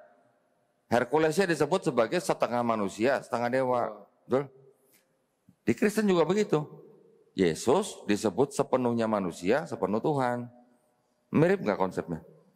Kira-kira mirip nggak? Iya. Detailnya mungkin beda, detailnya. Detailnya ini jauh lebih bagus. Tetapi kalau konsepnya mirip nggak? Iya. Jadi ada bapak, ya, menghamili perempuan, punya anak Yesus. Yesus disebut sepenuhnya manusia, sepenuhnya Tuhan. Kata dia. Nanti ada lagi di sini. Ketika Yesus disalib, kemudian tabir bait suci terbelah dua. Ketika Yesus bangkit, mayat-mayat yang ada di dalam kubur, mayat-mayat orang kudus, bangkit masuk dalam kota gitu. Dari mana ceritanya? Dari Yunani, ada yang namanya Festival Antesteria. Festival yang memperingati orang mati bangkit dan masuk dalam kota gitu. Adopsi lagi. Nanti ada lagi di ayat lagi Yohanes 6:51 sampai 54. Ketika perjamuan kudus, Yesus mengatakan inilah tubuhku dan inilah darahku. Dimakanlah tubuhku dan darahku untuk mengingat aku gitu. Artinya dilambangkan dengan roti dan darah. Dengan anggur, darahnya dengan anggur. Tubuhnya dengan roti, darahnya dengan anggur dalam perjamuan itu kan. Itu mengadopsi daripada ritual Dewa Osiris yang ada di Mesir. Dewa Osiris tubuh dan darahnya dilambangkan dengan roti dan anggur. Barang siapa makan tubuh dan darahnya itu mendapat hidup yang kekal. Jadi banyak sekali memang adopsi-adopsi dari paganisme dan Helenisme gitu. Ya. Nah, kembali pertanyaan tadi. Kembali lagi. Rindu nggak dengan? Bagaimana ceritanya saya bisa rindu kalau ternyata saya mengetahui di sini ini agama buatan manusia gitu. Itu aja ya. Sedangkan di sini ini udah jelas-jelas firman Allah. Firman Allahnya terbukti dari sains. Terbuktinya bukan dari yang ribuan tahun yang lalu, baru sekarang-sekarang gitu. Jadi nggak mungkin kita rindu untuk menyembah manusia gitu. Kalau rindu kebangetan kok. Kalau rindu kebangetan gitu ya. Masya Allah. Ya, alhamdulillah. Mudah-mudahan menjawab pertanyaannya. Baik. Jazakallah, Ko Doni. Satu lagi dari silakan Bapak. Ada dua. Baik. Ya, Assalamualaikum warahmatullahi wabarakatuh. Dengan nama pertanyaan singkat kok. Nama saya Nur Jamaah Marala. Baik, pertanyaan singkatnya minta penjelasan mengenai Injil Barnabas kok. Terima kasih. Assalamualaikum warahmatullahi wabarakatuh. Waalaikumsalam warahmatullahi wabarakatuh. Langsung aja kok ya, nggak apa ya? Langsung ya, langsung jawab ya. Enggak, langsung ada yang nanya. Hah? Ada satu lagi nanya. Oh, ada satu nanya. Nggak apa-apa langsung. Silakan Pak. Silakan Pak. Bismillahirrahmanirrahim. Assalamualaikum warahmatullahi wabarakatuh. Waalaikumsalam warahmatullahi wabarakatuh. Ini Pak, pendapat saya begini Pak, bahwa agama yang benar di dunia itu ada hanya satu, hanya agama Islam. Sedangkan yang lain di luar Islam adalah hanya kepercayaan saja. Itu bagaimana pendapat Bapak apa yang saya katakan ini. Terima kasih. Wassalamualaikum warahmatullahi wabarakatuh. Waalaikumsalam warahmatullahi wabarakatuh. Langsung aja kok. Ya, saya jawab yang Injil Barnabas ya. Iya, Barnabas. Saya tidak pernah menyebut sebagai Injil Barnabas. Saya menyebutnya Gospel of Barnabas. Tetapi yang disebut dengan 3 kitab Barnabas itu ada 3 Pak. Jadi bukan cuma 1, ada 3 kitab Barnabas ya. Yang pertama itu adalah Epistle of Barnabas. Ini ditulis kira-kira abad kedua Masehi. Yang kedua ada Acts of Barnabas. Ditulis kira-kira abad ke-5 Masehi. Nanti ada lagi yang Gospel of Barnabas, ditulis kira-kira atau diterjemahkan kira-kira di abad ke-16 Masehi. Nah yang Bapak nanya yang mana nih dari 3 ini nih? Ada 3. Soalnya ada 3 nih masalahnya. Mungkin yang Bapak sering dengar adalah di dalam Injil Barnabas ada Yesus bilang nanti akan ada nabi lagi yang bernama Ahmad gitu ya. Betul ya? Nah kalau itu berarti yang ketiga Pak, yang tadi diterjemahkan di abad ke-16 ya, abad 16. Saya tidak pernah membahas itu, kenapa? Satu, karena kalangan Kristen juga tidak menerima gospel ini Pak. Oke. Ya. Kedua, ditengarai bahwa gospel ini ditulis oleh orang Muslim, ya, orang Islam yang nulis gitu Pak. Ketiga, di dalam tulisan ini juga ada beberapa hal kecil yang tidak sesuai dengan akidah Islam. Ya, contoh apa? Kalau di Islam menurut Bapak yang Al-Masih itu Nabi Muhammad SAW atau Nabi Isa alaihissalam? Hah? Ya, Al-Masih. Hah? Nabi Muhammad Al-Masih. Ada Isa. Nabi Isa alaihissalam yang mempunyai gelar Al-Masih. Betul kan? Nabi Muhammad SAW pernah nggak disebut sebagai Al-Masih? Tidak pernah ya? Nah, di Gospel of Barnabas itu yang disebut sebagai Al-Masih bukan Nabi Isa, tapi Nabi Muhammad SAW Pak. Nah, itu kan sudah berbeda dengan kita kan? Makanya kita nggak pernah bahas Pak. Saya nggak pernah bahas itu. Ya Pak ya? Mudah-mudahan menjawab pertanyaan. Yang kedua tadi Bapak bilang di luar Islam apa Pak? Keniscayaan atau kepercayaan? Hanya Islam yang paling benar gitu Pak. Enggak, bukan tadi Bapak itu dibilang yang di luar Islam apa? Kepercayaan. Kepercayaan saja. Ya betul. Saya setuju sekali Pak dengan yang Bapak katakan bahwa di luar Islam itu hanya kepercayaan tapi kebenaran hanya di dalam Islam. Karena di dalam Islam sendiri Allah sendiri juga sudah mengatakan bahwa sudah berfirman bahwa kita harus bisa membedakan yang hak dan yang batil. Gitu. Yang batil ini belum tentu dianggap tidak baik. Bisa aja yang batil dianggap baik, tapi pasti tidak benar gitu Pak. Bedanya di situ aja sebenarnya ya. Gitu aja Pak ya. Silakan yang lain.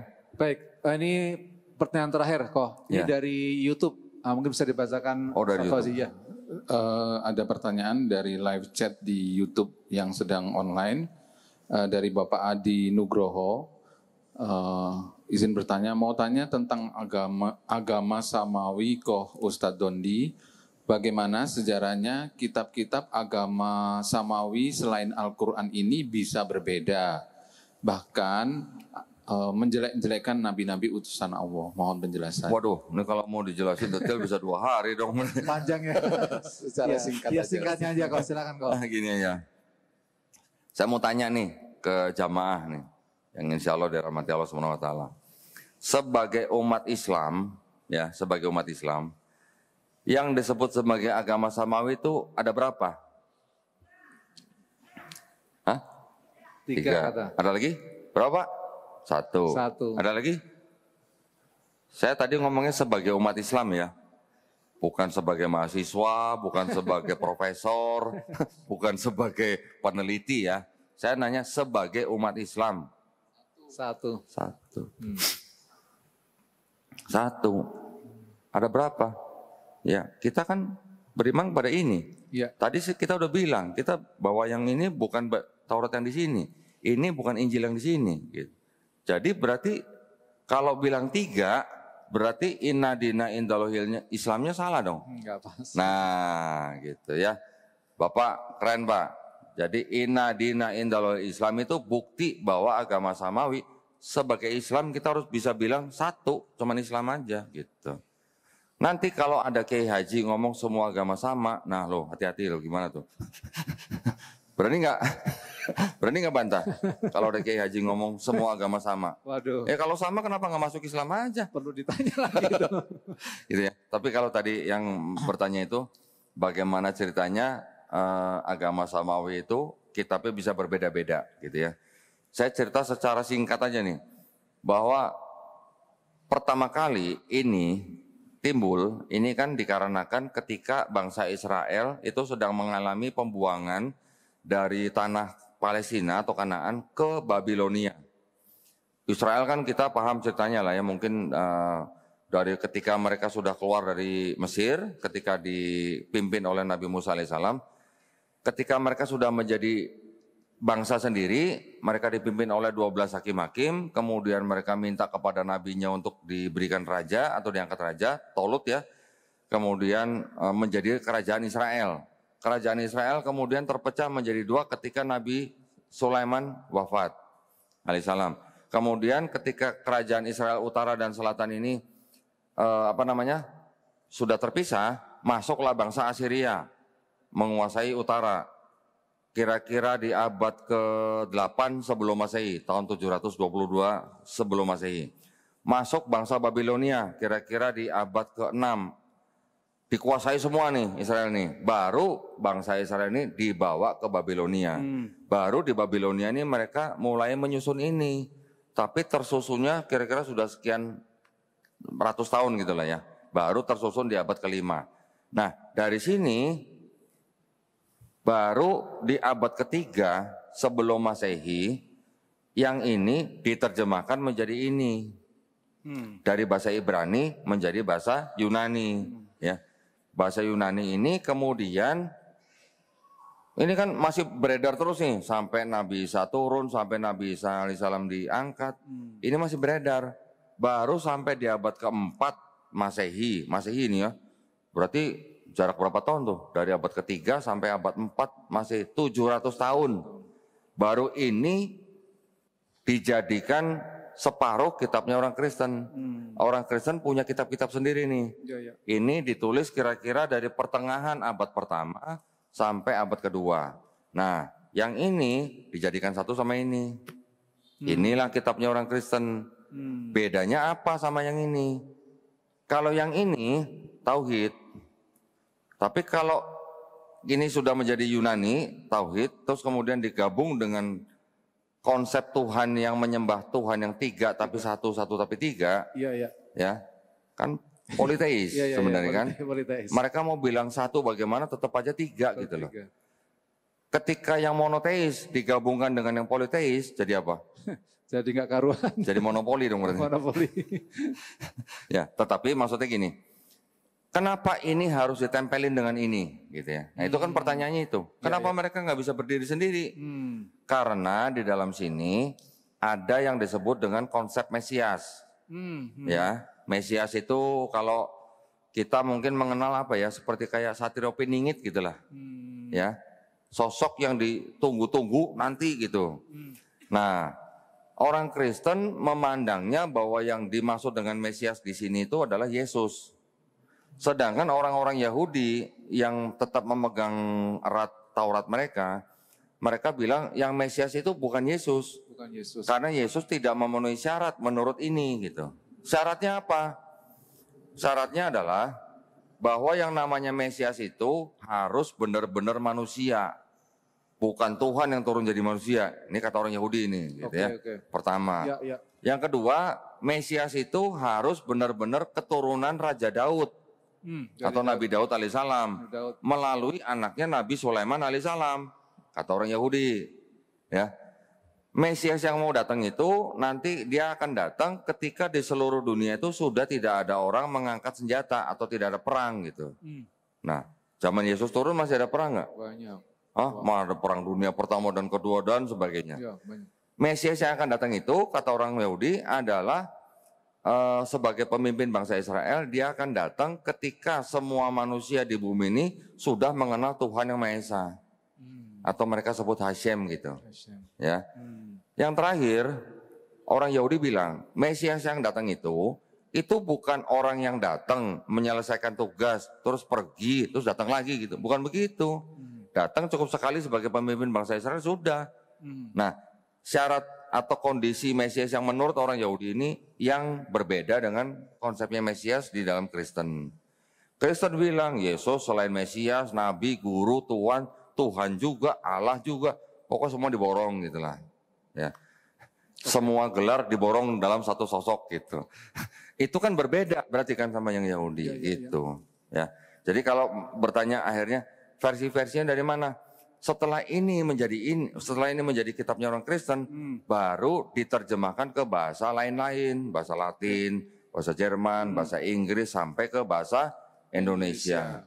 Tetapi yang tadi saya bilang, ketika ada dokumen dari Barat dan Timur, ketika itu menjadi Bible yang awal, baru timbul kelompok-kelompok yang menerjemahkan Bible tapi menggunakan kritik teks. Nah, kritik teks itu adalah yang menerjemahkan dari naskah-naskah yang paling tua gitu. Itu yang sampai akhirnya keluar Bible begini. Ayat ini pasti tidak asli gitu. Yang ngomong dia. Saya yang jujur banget ya. Ya, tapi kan ini untuk belajar. Ini memang untuk studi belajar gitu. Oke, cukup jelas ya, mungkin mudah-mudahan menjawab pertanyaan tadi itu. Baik, Masya Allah, jazakallah Kodondi dan jazakumullah khairan kasiran kepada seluruh jamaah Ikhwan dan Akhwat. Masya Allah, siang ini kita diberikan pencerahan yang luar biasa. Ini kira-kira yang mukalaf iri nggak dengan yang mu'alaf ini? Kalau saya jujur iri banget gitu. Kita dari kecil sudah Islam, tapi jauh dengan beliau yang mungkin baru berapa tahun mengenal Islam. Agama yang benar-benar memuaskan akal dan menenangkan hati, Masya Allah. Sesuai dengan fitrah manusia. Agama yang mengatur seluruh kehidupan dari bangun tidur sampai bangun negara. Baik, Kodoni mungkin untuk closing statement silakan. Karena waktu juga sudah tinggal beberapa menit lagi, silakan. Baik, Alhamdulillah. Saya kalau closing statement nggak suka yang panjang-panjang. Namanya juga closing, kalau panjang namanya materi itu. Iya makanya. Jadi buat saya, setelah saya mempelajari ini semua, saya kan bukan orang yang sifatnya nanti mimpi ini, arti ini mimpi segala macam, enggak lah. Saya ingin benar-benar kita memanfaatkan akal dan nalar sehat kita aja. Menjadi seorang muslim itu adalah penghargaan yang paling tinggi daripada Allah Subhanahu wa taala. Masya Allah. Udah gitu aja. Itu boleh diartikan kemana-mana lah ya.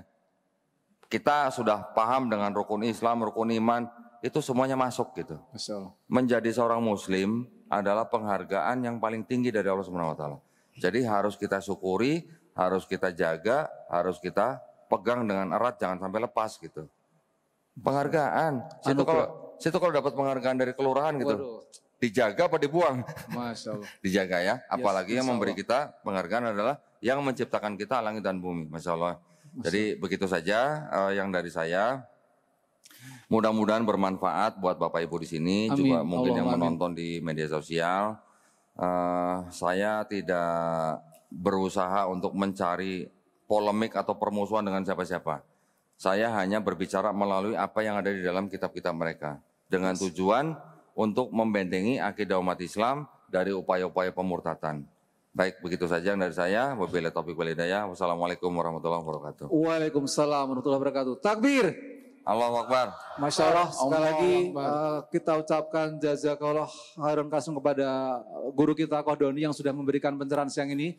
Dan akan ditutup oleh panitia kepada Ustadz Fauzi. Monggo silakan Ustadz. Baik, saya ucapkan terima kasih kepada Kodon Dintan atas kehadirannya di Masjid Rahmatan lil Alamin ini. Semoga banyak pihak yang mendapatkan pencerahan siang hari ini. Dan saya ucapkan terima kasih kepada Bapak Ibu yang dirahmati Allah untuk hadir di dalam sidang majelis ini. Mari kita tutup dengan hamdalah. Alhamdulillahirabbil alamin.